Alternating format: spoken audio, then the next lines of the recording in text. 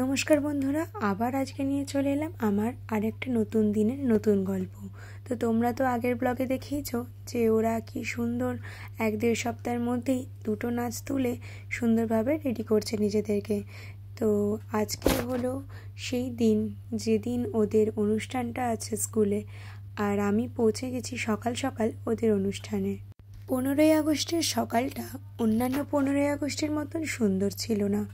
এটা এই বছরের একটা অভিশপ্ত 15ই আগস্ট ছিল হয়তো, কারণ তার আগের দিন রাত্রিবেলাতেই আমরা সদল বলে নারীরা মিলে স্বাধীনতা পাওয়ার জন্য লড়াই করতে গিয়েছিলাম।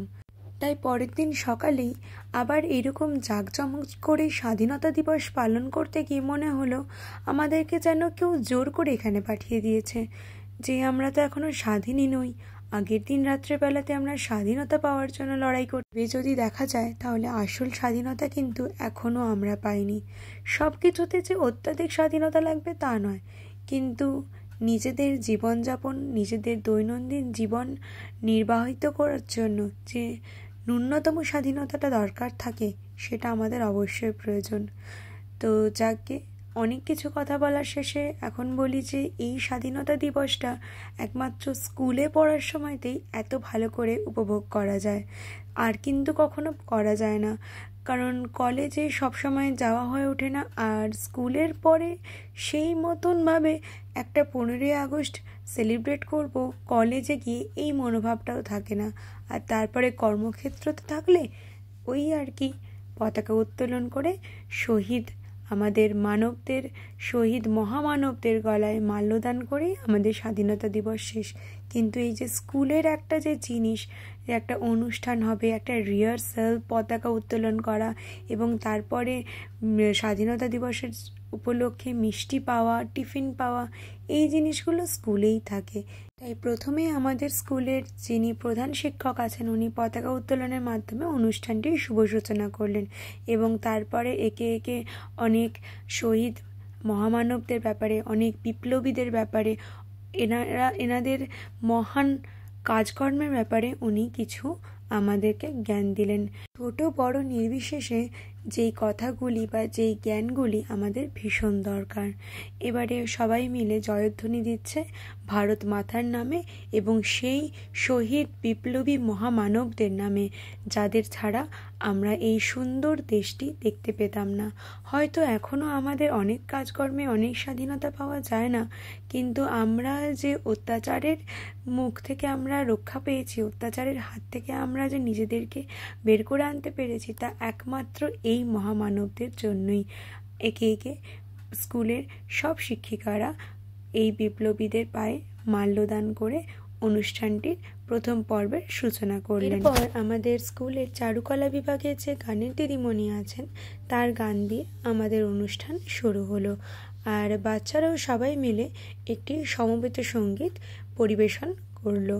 এবার স্কুলের যিনি গানের দিদিমণি আছেন, তাকে কিছু ফুল এবং উপহার দিয়ে সম্মানিত করা হলো, কারণ তিনিও এই কদিন বাচ্চাদেরকে গান শিখিয়ে এই অনুষ্ঠানের জন্য তৈরি করেছেন। আর এর পরে যে ঘটনাটি হলো, এটির জন্য আমি একদমই প্রস্তুত ছিলাম না। মানে আমি যেই স্কুলে পড়েছি এবং আমি যেই টিচারদের হাতে বড় হয়েছি, তাদের হাত থেকে আবার আজকে একটি ছোট্ট সম্মাননা পাওয়া, এটা আমার কাছে সারা জীবনের প্রাপ্তি। মানে এই জিনিস আমি কোনো দিন ভুলবো না। এরপর আমি যে বাচ্চাদেরকে নাচ শিখিয়েছিলাম, তারা তাদের নাচটি পরিবেশন করলেন। গানটা তো আমি এখানে দিতে পারছি না কপিরাইট ইস্যুর জন্য। আমরা পথে পথে যাব সারে সারে, এই গানে এই ছোট বাচ্চারা নৃত্য প্রদর্শন করেছেন। প্রাক্তন ছাত্রী তার সুন্দর নৃত্যের মাধ্যমে দেশাত্মবোধক গানের সহযোগে মহামানবদের সম্মাননা জানায় এবং স্বাধীনতা দিবসের প্রতি শ্রদ্ধার্ঘ অর্পণ করে। সে তার নৃত্য শিল্প সত্তাকে যথেষ্ট সুন্দরভাবে এগিয়ে নিয়ে চলেছে। আরও অগ্রগতি আমরা কামনা করি, সে যেন এইভাবেই নিজেকে এগিয়ে নিয়ে যেতে পারে। এরপর একটি ছোট্ট বাচ্চা, সে স্কুলেরই ছাত্র, সে কিছু স্ক্রিপ্ট তৈরি করে নিয়ে এসেছিল, সেটি সে আমাদেরকে পড়ে শোনা। স্বাধীনতা দিবসে স্কুলে কিন্তু সবাই অনুষ্ঠান করতে বা দেখতে আসে না, কারোর উদ্দেশ্য থাকে ওই ঠোঙা ভর্তি টিফিনের দিকে। যেমন হচ্ছে এই বাচ্চাটি, হঠাৎ আমি ক্লাসের ভেতরে গিয়ে দেখি ও নিজের টিফিনটা ঠিক নিজের পেটে ভরে নিচ্ছে, এবং যেটার জন্যে ও এসেছিল ও নিজের মুখেই বলল।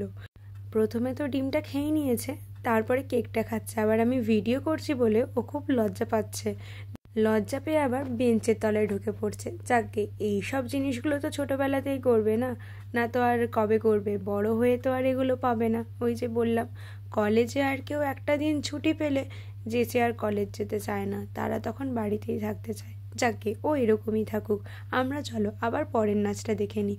আবারই স্কুলের এক ছাত্রী তার সুন্দর নৃত্য প্রদর্শনের মাধ্যমে স্বাধীনতা দিবসে শ্রদ্ধার্ঘ্য অর্পণ করলো।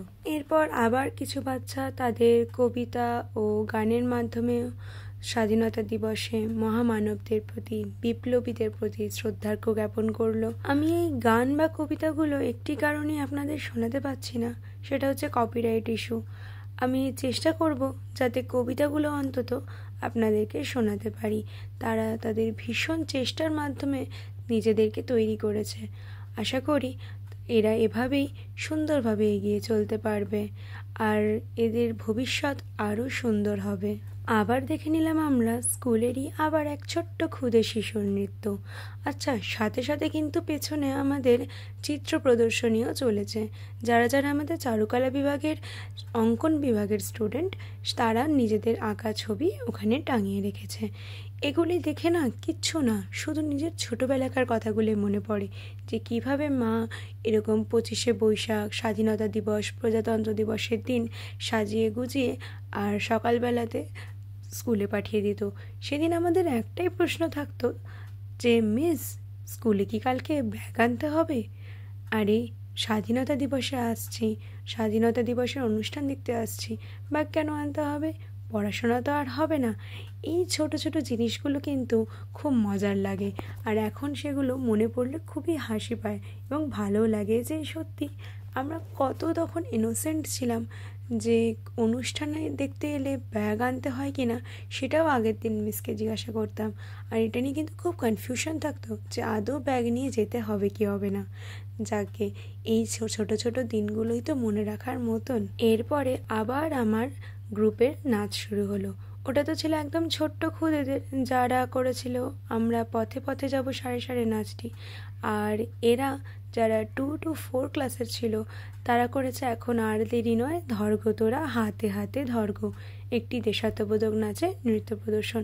খুব সুন্দর করে কিন্তু করেছে, এবং যেমনটি বলেছিলাম তেমনটি করেই সুন্দর করে সেজে এসে সুন্দর প্র্যাকটিস করে নাচটা করেছে। সত্যি আমি বললাম না আগের দিন, ওদের মধ্যে ভীষণ ভীষণ ইন্টারেস্ট আছে। মানে ওরা আরও অনেক অনেক এগিয়ে যেতে পারবে। যেখানে ওরা 1-1.5 সপ্তাহের মধ্যেই এত সুন্দর করে একটা নাচ তুলে নিতে পারে, সেখানে ওরা আরও তো অবশ্যই এগোবে। আর ওদেরকে এত সুন্দর করে নাচ শিখিয়ে আমার মনে হচ্ছে আজ আমার নাচের শিক্ষার সার্থকতা আমি খুঁজে পেলাম। যেহেতু আমি ওদেরকে নাচ শিখিয়েছি, তাই সমস্ত টিচাররা এবং আমাদের প্রধান শিক্ষক উনি বললেন যে তাহলে তোমারও একটা নাচ দেখা যাক। আমি বললাম অবশ্যই, কেন নয়, নিজের স্কুলে স্বাধীনতা দিবসে সেই পুরনো দিনের মতন নাচ করতে কার না ভালো লাগবে। তাই অনুষ্ঠানের সব শেষে আমার একটা ছোট্ট নৃত্য প্রদর্শনী অনুষ্ঠান থাকলো, এবং এটি আমি খুবই আনন্দের সহিত এবং মন থেকে জিনিসটি করেছি, খুবই ভালো লাগার সাথে। কারণ এইখানে কিছু অনুষ্ঠান করা আজকে যে কত বছর পরে করলাম তার কোনো সত্যি হিসেব নেই। সেই কোন 2007 সালে এই স্কুলের গণ্ডি ছেড়ে বেরিয়েছি, তারপরে তো আর ঢোকাই হয়নি। আজ 2024, মাঝে অনেকগুলো বছর কেটে গেছে, কিন্তু সেই ভালোবাসা, সেই আন্তরিকতা একই থেকে গেছে।